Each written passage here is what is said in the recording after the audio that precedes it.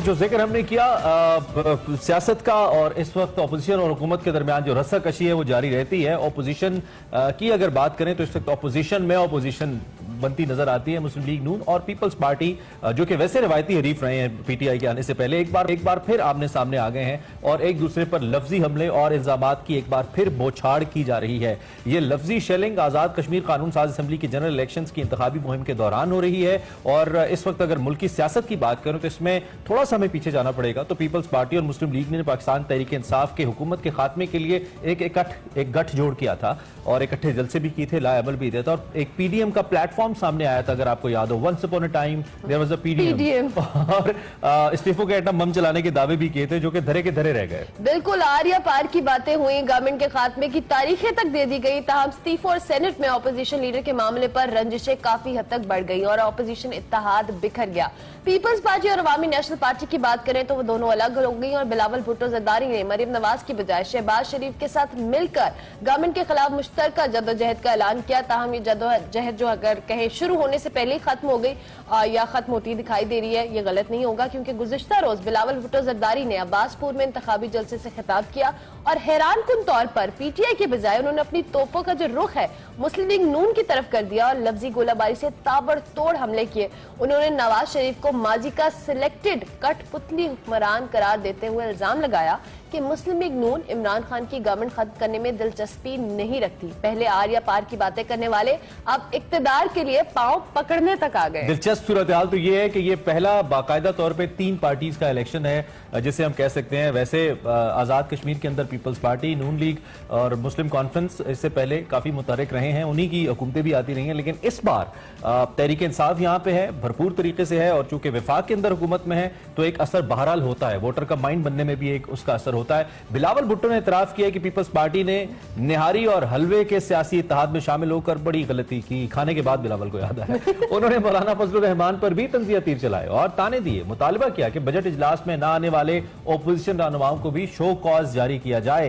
बिलावल भुट्टो के इल्जामात पर लीगी रहनुमा राना सनाउल्लाह ने इस पर अपना रद्द-ए-अमल दिया और मोहतात रवैया अपनाया। कहा कि जलसे में ऐसी बातें न किया करें और कभी कभार मजबूरन करना पड़ जाती है, हो जाती है ऐसी बातें और ऐसी बातों को संजीदा लेने की जरूरत बिल्कुल है। साथ ही लीगी रहनुमा ने इल्जाम लगाया कि बिलावल भुट्टो मुस्लिम लीग नून पर तनकीद करके इमरान खान को फायदा पहुंचा रहे हैं। इसी सारी सूरत पे भी हम और भी बात करेंगे, लेकिन कल बिलावल भुट्टो जरदारी ने जो जलसा किया उस जलसे के कुछ विजुअल्स और उसके साथ साथ जी जो उन्होंने कहा, क्या कहा, खरी बातें जो हमले किए वो आपको सुनवाते हैं। अगर आपने वाकई मुकाबला करना है इमरान का तो साथ हमने मिलके काम तो करना था। आप मुझे मना करते थे, आपका बात सुनना चाहिए। पता लगा उनका तो कोई दिलचस्पी नहीं है इमरान खान को हटाने में, वो तो यही बुजदार और यही कठपुतली को चलाना चाहते हैं। वो तो कहते थे कि आर और पार होगा। आपने देखा कि कैसे आर और पार होते होते हम पांव पकड़ने की सियासत पर पहुंच चुके हैं। अब वो कहते हैं कि जिसके भी पांव पकड़ना पड़ेगा हम पकड़ेंगे वजीर आजम बनने के लिए। पांव आप पकड़ सकते हो, जियाले ने तो सर खो चुके हैं, जेल भुगते हैं, कोड़े खाए हैं, हम किसी का पांव नहीं पकड़ेंगे। हमने तो सोचा कि हम बजट में भी उनको टफ टाइम देंगे। सदर जरदारी साहब को हॉस्पिटल से लेकर आए, हम खुर्शीद शाह साहब को जेल के पाबंदी सलासिल से जेल से लेकर आए, पूरा ताकत का मुजाहरा किया।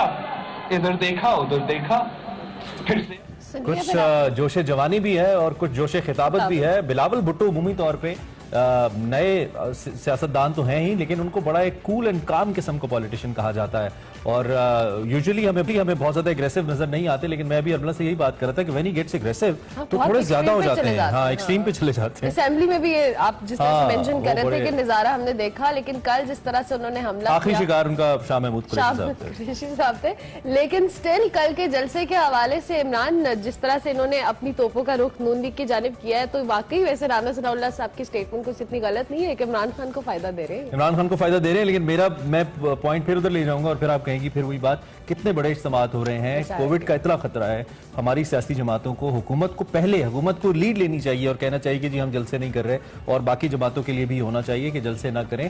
लोगों का हक है वोट देना, वो जरूर देना चाहिए, ज्यादा से ज्यादा लोग वोट देंगे तो जो जमहूरियत है उसकी तरवीज होगी, वो आगे बढ़ेगी। लेकिन उसके साथ साथ हमारी पहली तरजीह हमारी सेहत है, और पाकिस्तान बड़ी मुश्किल से सूरत हाल, बड़ी बहुत सूरत हाल भी है। लेकिन अभी इमरान मेरा नहीं ख्याल कि ये सारी पॉलिटिकल पार्टीज जो इस हवाले से कुछ गौर फिक्र करेंगी जब तक गवर्नमेंट इस बात पे स्टैंड नहीं लेगी कि इस तरह के जलसे जुलूसों को हमें अवॉइड करना है। इलेक्शन कैंपेन में थोड़ी हमें एहतियात बरतनी है, क्योंकि अभी कोविड की सिचुएशन उस तरह से थमी नहीं है, हमें अभी भी एहतियात करनी है। तो देखते हैं जी आने वाले दिनों में सिलेक्शन की क्या सूरत हाल होती है और ये कैंपेन्स क्या होती है। लेकिन जो पब्लिक जा रही है उनसे तो हम ये रिक्वेस्ट करते हैं कुछ नहीं तो वैक्सीनेशन करा के चले जाए। अच्छा, आपने इस इलेक्शन का है तो मुझे सिलेक्शन समझ आइए, इस इलेक्शन की क्या सूरत हाल होती है, इसको हम जांचते रहेंगे। और उसके साथ साथ यहाँ पे पीटीआई की भी जो वुज़रा हैं, जिसमें गंडापुर साहब हैं, जिसमें मुराद सईद साहब हैं, बड़ी भरपूर कैंपेन कर रहे हैं। इमरान खान साहब के हवाले से भी एक्सपेक्टेड है कि वो भी यहाँ पे अपने दौरे करेंगे। सो देखते हैं क्या सूरत हाल सामने आती है।